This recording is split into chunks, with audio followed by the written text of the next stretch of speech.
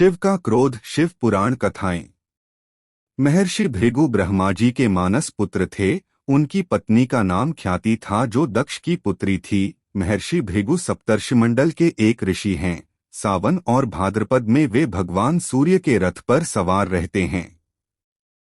एक बार की बात है, सरस्वती नदी के तट पर ऋषिमुनि एकत्रित होकर इस विषय पर चर्चा कर रहे थे कि ब्रह्मा जी, शिवजी और श्री विष्णु में सबसे बड़े और श्रेष्ठ कौन है।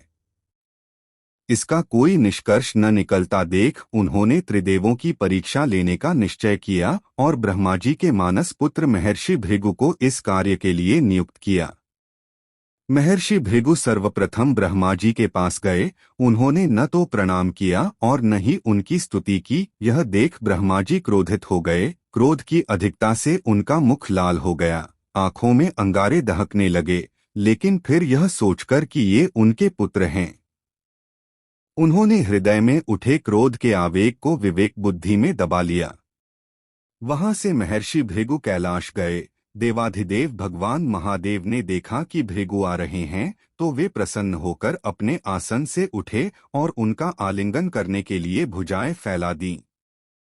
किंतु उनकी परीक्षा लेने के लिए भृगु मुनि उनका आलिंगन अस्वीकार करते हुए बोले, महादेव, आप सदा वेदों और धर्म की मर्यादा का उल्लंघन करते हैं। दुष्टों और पापियों को आप जो वरदान देते हैं उनसे सृष्टि पर भयंकर संकट आ जाता है, इसलिए मैं आपका आलिंगन कदापि नहीं करूंगा।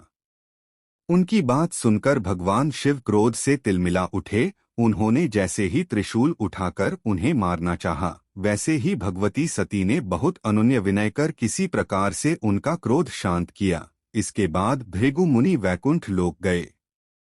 उस समय भगवान श्री विष्णु देवी लक्ष्मी की गोद में सिर रखकर लेटे थे।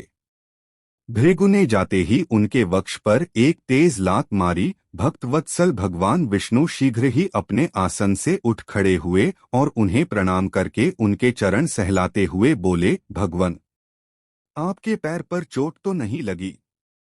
कृपया इस आसन पर विश्राम कीजिए। भगवन, मुझे आपके शुभ आगमन का ज्ञान न था, इसलिए मैं आपका स्वागत नहीं कर सका। आपके चरणों का स्पर्श तीर्थों को पवित्र करने वाला है। आपके चरणों के स्पर्श से आज मैं धन्य हो गया। भगवान विष्णु का यह प्रेम व्यवहार देखकर महर्षि भृगु की आंखों से आंसू बहने लगे। उसके बाद वे ऋषिमुनियों के पास लौट आए और ब्रह्मा जी, शिवजी और श्री विष्णु के यहाँ के सभी अनुभव विस्तार से कह बताया। उनके अनुभव सुनकर सभी ऋषिमुनि बड़े हैरान हुए और उनके सभी संदेह दूर हो गए। तभी से वे भगवान विष्णु को सर्वश्रेष्ठ मानकर उनकी पूजा अर्चना करने लगे। वास्तव में उन ऋषिमुनियों ने अपने लिए नहीं, बल्कि मनुष्यों के संदेहों को मिटाने के लिए ही ऐसी लीला रची थी।